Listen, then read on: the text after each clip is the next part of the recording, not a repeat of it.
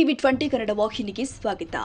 ಬೆಳಗಾವಿ ಜಿಲ್ಲೆಯ ಸಂಕೇಶ್ವರ ಸಮುದಾಯ ಆರೋಗ್ಯ ಕೇಂದ್ರದಲ್ಲಿ ತಜ್ಞ ವೈದ್ಯರ ಕೊರತೆಯಿಂದಾಗಿ ರೋಗಿಗಳು ತೀವ್ರ ಸಂಕಷ್ಟವನ್ನ ಸುಮಾರು 6 ತಿಂಗಳಿನಿಂದ ಅನುಭವಿಸುತ್ತಿರುವುದು ಬಡ ರೋಗಿಗಳಿಗಾಗಿ ಸಂಕೇಶ್ವರ ಸರ್ಕಾರಿ ಆಸ್ಪತ್ರೆ ಅಂದ್ರೆ ಅದು ಸತ್ತ ಹೆಣದ ಹಾಗೆ ಕಾಣ್ತಾ ಇದೆ. ಯಾಕಂದ್ರೆ ದಿನೇಶ್ ಗುಂಡೂರಾವ್ ಅವರು ಆರೋಗ್ಯ ಇಲಾಖೆ ಸಚಿವರಾಗಿದ್ದಾಗ ಸರ್ಕಾರದಿಂದ ಕೋಟ್ಯಾಂತರ ರೂಪಾಯಿ ಖರ್ಚು ಮಾಡಿ ನಿರ್ಮಿಸಿರುವ 50 ಹಾಸಿಗೆಗಳ ಸುಸಜ್ಜಿತ ಸಾರ್ವಜನಿಕ ಆಸ್ಪತ್ರೆಯಲ್ಲಿ ಹೆರಿಗೆ ಮಾಡುವುದಕ್ಕೆ ತಜ್ಞರು ಲಭ್ಯವಿಲ್ಲದ ಕಾರಣ ಬಡ ರೋಗಿಗಳು ಕಂಗಾಲಾಗಿದ್ದಾರೆ. ಸಂಕೇಶ್ವರ ನಗರ ಸೇರಿ ಸುತ್ತಮುತ್ತಲಿನ ಗ್ರಾಮೀಣ ಪ್ರದೇಶದ ಜನರಿಗೆ ಪ್ರಮುಖ ಆರೋಗ್ಯ ಸೇವಾ ಕೇಂದ್ರವಾಗಿರುವ ಈ ಆಸ್ಪತ್ರೆಯಲ್ಲಿ ಅನಸ್ತೇಸಿಯಾ ಹಾಗೂ ಸ್ತ್ರೀರೋಗ ತಜ್ಞರು ಇಲ್ಲದೆ ಇರೋದು ಸರ್ಕಾರಕ್ಕೆ ಬಡ ಜನರ ಹಿಡಿಶಾಪ ತಟ್ಟುವುದು ಮಾತ್ರ ಗ್ಯಾರಂಟಿ. ಯಾಕಂದ್ರೆ ಇದರ ಪರಿಣಾಮವಾಗಿ ಅನೇಕ ಬಡ ರೋಗಿಗಳು ಚಿಕಿತ್ಸೆಗಾಗಿ ಖಾಸಗಿ ಆಸ್ಪತ್ರೆಗಳು ಅಥವಾ ಇತರ ಸರ್ಕಾರಿ ಆಸ್ಪತ್ರೆಗಳ ಮೊರೆ ಹೋಗ್ತಾ ಇದ್ದು, ಸಂಕೇಶ್ವರ ಸರ್ಕಾರಿ ಆಸ್ಪತ್ರೆಯಲ್ಲಿ ಸ್ತ್ರೀರೋಗ ತಜ್ಞರು ಇಲ್ಲದಕ್ಕೆ ಕೆಲ ಖಾಸಗಿ ಆಸ್ಪತ್ರೆಗಳ ಅಂಗಡಿ ಮಾತ್ರ ಪವರ್ಫುಲ್ ನಡೀತಾ ಇದೆ. ಇನ್ನು ಸ್ತ್ರೀರೋಗ ತಜ್ಞರ ಕೊರತೆಯ ಬಗ್ಗೆ ಶಾಸಕ ನಿಖಿಲ್ ಕತ್ತಿ ಅವರ ಮತ್ತೊಮ್ಮೆ ಕೇಳಿಯೇ ಬಿಡೋಣ. ಇಲ್ಲ, ಅದರ ಬಗ್ಗೆ ಈಗಾಗಲೇ ನಾನು ಚರ್ಚೆನೂ ಮಾಡಿದ್ದೀನಿ. ಅದರಲ್ಲಿ ಏನಾಗಿದೆ, ತಮ್ಮಲ್ಲಿ ಅದು ಏನು ಲೀಕೇಜ್ ಆಗತ್ತಿತ್ತು, ಆಪರೇಷನ್ ಥಿಯೇಟರಲ್ಲಿ ಲೀಕೇಜ್ ಇತ್ತು, ತಮಗೆಲ್ಲ ಗೊತ್ತಿದ್ದ ವಿಷಯ.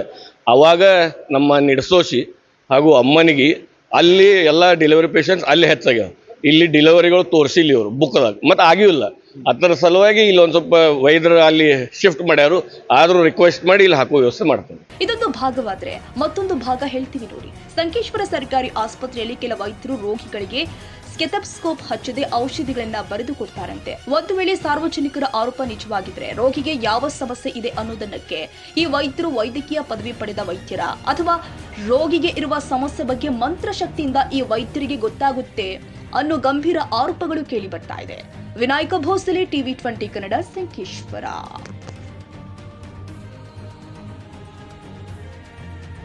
ಕನ್ನಡಿಗರ ಮೆಚ್ಚಿನ ನಿಮ್ಮ ಎಜೆ 24/7 ನ್ಯೂಸ್ ಕನ್ನಡ ವಾಹಿನಿ ಇದೀಗ ಟಿವಿಯಲ್ಲಿ ಲಭ್ಯ. ವೇಳೆ ನೋಟಿಸ್ ಕೊಟ್ಟಿದ್ರೆ ವಾಪಸ್ ತಗೋತೀವಿ. ಇವತ್ತು ವಕ್ಫ್ ಪ್ರಾಪರ್ಟಿ ಅಂತೇಳಿ ಬರ್ತದೆ ಅಂತ ಹೇಳಿದ್ರೆ ರೈತರು ಬೀದಿಗೆ ಬಂದ್ರೆ ಏನ್ ಮಾಡ್ಬೇಕಾಗತ್ತೆ? ಯಾರು ವೋಟ್ ಹಾಕಿಲ್ಲ ಅಂದ್ರೆ ಗ್ಯಾರಂಟಿನೆಲ್ಲ ಸ್ಟಾಪ್ ಮಾಡ್ಬಿಡ್ತೀವಿ.